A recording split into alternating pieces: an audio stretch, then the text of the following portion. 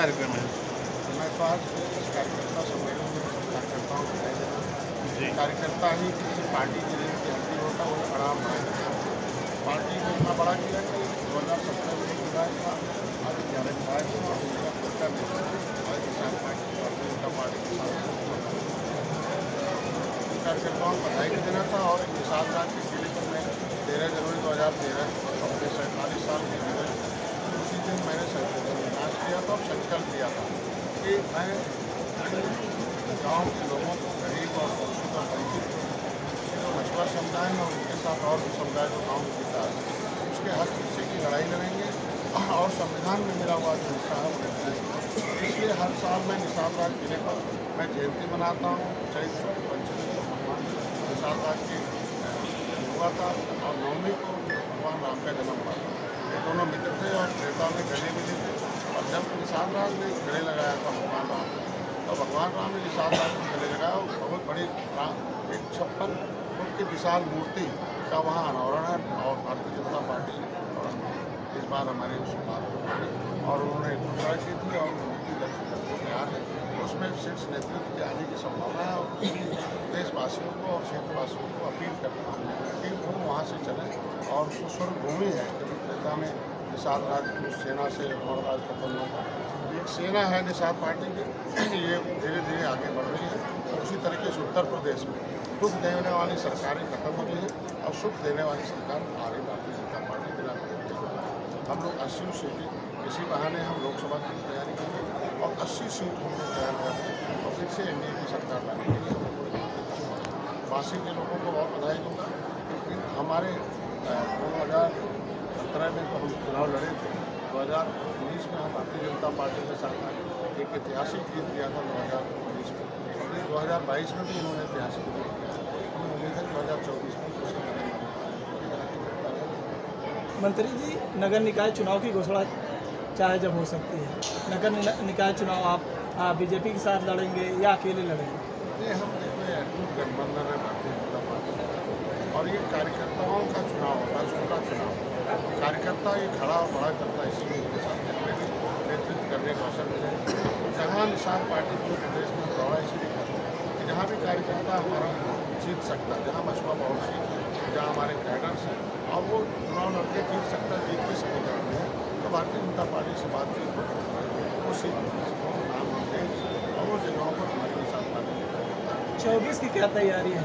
24 में हम तो बीजेपी के साथ लड़ेंगे, जाहिर आप सहयोगी हैं, बीजेपी में अलायंस आपकी गिनती होती है, अगर उससे गठबंधन में लड़ेंगे या अलग लड़ेंगे तो कितनी सीटों पर चुनाव लड़ेंगे? देखिए हम लोग सीट के लिए नहीं जीत के लिए लड़ते हैं और जीत के लिए हम 2019 से आए हैं।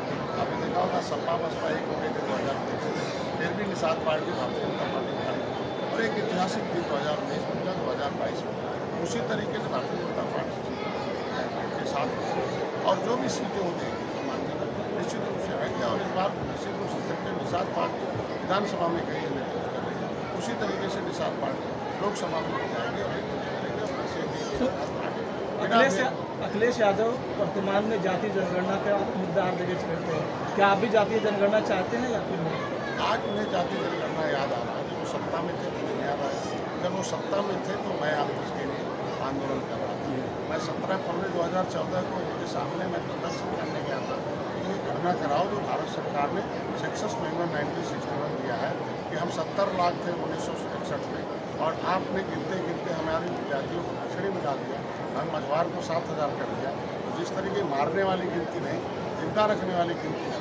मैं 7 जून 2015 को उसी जनगणना के पन्ने को लेकर कि जनगणना विभाग ने पन्ना दे रखा है प्रदेश सरकार कि केवट मल्लाह मझवार अनुसूचित जाति निर्धार है, केवट मल्लाह की गिनती पीछे अनुसूचित में होती थी, इन लोगों ने धोखे से पिछड़े में डाल दिया और ये पिछड़े से हमें निकाल दिए 31 दिसंबर 2016 को। तो हमने पिछड़े में हाई कोर्ट ने रोक दिया, जब इन्हें पावर नहीं था तो हमें लटका दिया 17 जातियों को। हाई कोर्ट ने कहा दिया SC का मामला केंद्र देखेगा, हमको नोटिफिकेशन करके निकाल। ये 17 जातियाँ कहाँ गिनी जाएंगी? पिछड़े में गिनी जाएंगी, अनुसूचित में गिनी जाएंगी। ये विसंगति तो दूर होनी चाहिए। आरक्षण के मुद्दे पर विसंगति दूर हो जाता है। आरक्षण के मुद्दे पर आपके सरकार का क्या स्टैंड है? सरकार ने बहुत कुछ किया है, कम से कम जो धोखा देने वाले सरकारें थी वो हटा दिया हमारे समाज में कि जिनके पास कोई पावर नहीं था, राज्य लोग कहते थे हम देंगे। हमारा मिला हुआ परिभाषित करने का मामला है।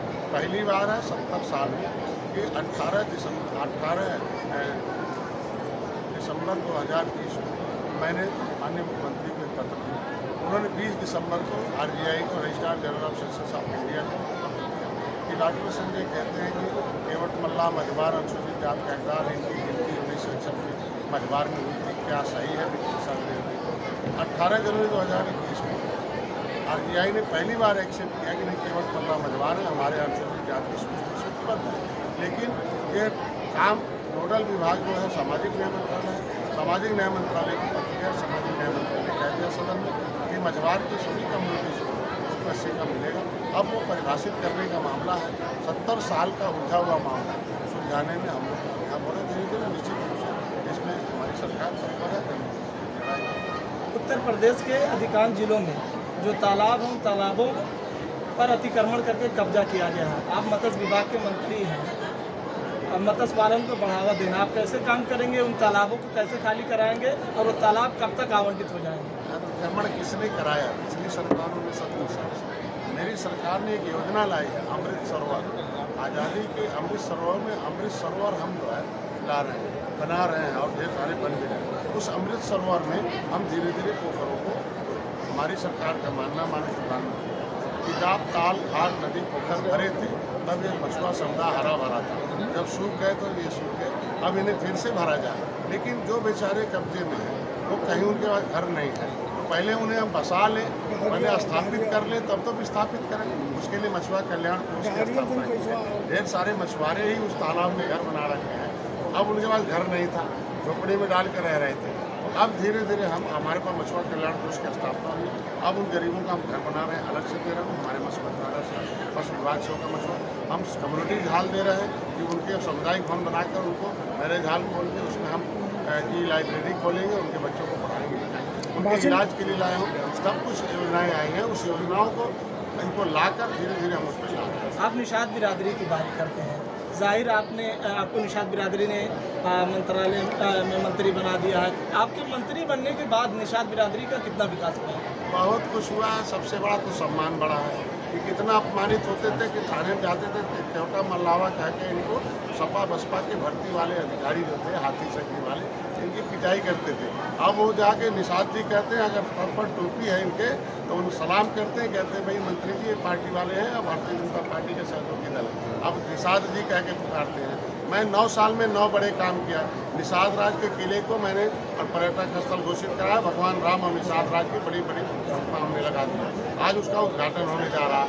आज के दिन में देखिए मछुआ समुदाय के लोगों के लिए मत्स्य मंत्रालय अलग किया। आप 67 साल में केवल 3000 करोड़ रुपया दिया था, 45 करोड़ एक साल का पूरे देश के लोगों को। अब बोलिए कि एक पैसा भी नहीं एक मछुआरे के विकास के लिए था 67 साल में। आज के दिन में हमारी सरकार ने 20,000 करोड़ रुपया दिल्ली ने दी, मत्स्य मंत्रालय में है। बेशक कितना धोखेबाजी हुआ है कि इनके विभाग में एक उर्दू अनुवादक भर्ती हो गया और उस उर्दू अनुवादक भर्ती करके क्या किया, क्या मछली उर्दू पढ़ती है क्या? अब उन लोग को भर दिया और वो लोग बाबू हो गए हैं। अब भले इनकी भी समस्या ये है कि वो बाबू इन्हें घुमाते चक्कर, धीरे धीरे हम सही कर रहा हूँ। एक लाइन ही कहेंगे कि मत्स्य मंत्रालय उत्तर प्रदेश में भी अलग हुआ। मुख्यमंत्री संपदा योजना, निषाद राजकोट योजना, मछुआ कल्याण कोष की स्थापना हुई है। इनको अब पहली बार है कि मैं 15 सीटें पाया था, 3 निषाद के बेटे को विधायक बनाया।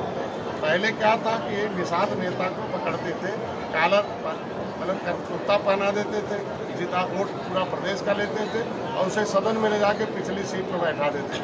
अब निषाद पार्टी बनी है, वो अगली सीट पर बैठती है और वकालत करती है इनका, और इनकी नहीं निर्बलों की वकालत करती है। जो निर्बल हुए हैं उन्हें सबल बनाने का काम। निषाद राज जयंती का क्या इस बार 26 मार्च है, ये निषाद पंचमी है। चैत शुक्ल पंचमी को निषाद राज जो राजनारायण का जन्म हुआ था, चैत में 9वीं भगवान राम का जन्म हुआ था। दोनों एक ही स्कूल में पढ़ते थे। हम चैत शुक्ल पंचमी को निषाद पंचमी के निषाद राज के किले पर हर साल जयंती मनाते हैं। हमारे लोग 25 मार्च को शाम ही को शुरू कर देते हैं मनाना और मनाकर निषाद राज के किले पर जा रहे हैं। इस बार कई लाखों की संख्या में स्वामी प्रसाद चुनाव को आहत कर रही है और 3% लोगों को खुश कर रही है, क्या कहेंगे इस पर? मौर्य जी जब मलाई खा रहे थे तब तो कुछ नहीं, तब तो ठीक थे। और मलाई बंद हो गया तो दुनिया की आवाज़ निकल गई। जो घाट घाट पर पानी पीता हो उसकी क्या बात किया जा सकता। आज के दिन में 37 बरस बाद पहली बार है कि हमारे डबल इंजन की सरकार दोबारा सत्ता में आई है। नहीं तो पहले इनको हटाओ इनको लाओ, इनको हटाओ इनको लाओ, यही चल रहा था 70 साल। अभी हमारी जनता ने कह दिया इनको मत आने दो, क्योंकि ये सब बेईमान हैं, पिछड़ों के नाम पर, दलितों के नाम पर, एक खाली नाम पर ठगते हैं। जब सत्ता में जाते हैं तो उनके चंगू मंगू याद आ जाते हैं और कोई एक विशेष वर्ग आ जाता है। आज हमारी सरकार सच्चर कमेटी की रिपोर्ट कहती है कि मुसलमानों की दशा बहुत खराब है। किसने खराब किया? हाथी साइकिल पंजा ट्रिपल इंजन की सरकार चल रही थी 2004 से 2014 तक दिल्ली में। कैसे मुसलमान इतना गरीब हो गया? आज अनाज मुसलमान का हम दे रहे हैं, मकान हम बना रहे हैं, इलाज हम करा रहे हैं बिना भेदभाव के। और हिंदू मुसलमान राइट हमने ख़त्म कर दिया धारा 370 का। ये लोग जब सत्ता में थे तो क्या होता था? हर महीने कोई इनको हिंदू मुसलमान राइट, ये दंगा वो दंगा, यही चलता था ना। आज के दिन में सब चंगा हो गए, जनता अपना काम कर रही है, जनता ने विश्वास किया, दोबारा हमें उत्तर प्रदेश में लाई है और दोबारा हमें फिर केंद्र में 2024 में लाई है। वो भी राजभर आजकल वो भैया बिना ही कुछ और किसी के पास चाय पीते हैं, मुझे वाले पास नहीं किसी के आप मिल जाते और बोलते हैं, शाम को कुछ मिलते हैं तो कुछ और बोलते हैं। भैया जिसकी पार्टी बनाए थे वो भैया अपना किसी उद्देश्य से भटक गए हैं, बस वो खाली घूम रहे हैं इधर उधर। अरे यार मैंने पार्टी बनाई, आज देखो मछुआ समुदाय के साथ और जातियों के साथ किस तरीके से काम कर रहे हैं। उनको भी अपने राजभर समुदाय के लिए अगर आए तो सुरेंद्र राजभर के नाम पर उनके हिस्सों की रक्षा के लिए काम करना चाहिए। आज के दिन में जब तक वो सत्ता में थे तब तक राजभर, आज भी राजभर हमारे समुदाय है, राजभर भैया इधर उधर घूम रहे हैं तो क्या कर सकते हैं। का खून भी आपके शरीर में आया हुआ है, उसे आज के बाद कमजोर मत होने देना। शेर बनाने का काम डॉक्टर संजय करने आए हैं। ये राजपाट का मामला है। ये जो स्कूल है वो त्रेता का स्कूल है, जिस स्कूल में भगवान राम और निषाद राज कलम पढ़ते थे और कलम चलाया था तो राम राज आया था और सुख का राज आया था और रावण राज खत्म होकर दिखाया था। तो ये वही स्कूल है, ये वही स्कूल है इस युग का कि मान के चलो कि भगवान राम के आस्थावान पुजारी और निषाद। कांग्रेस का बटन दबाए, कांग्रेस हीरो। आपने साइकिल का बटन दबाया, साइकिल हीरो। आपने सबका बटन दबाया, सब हीरो।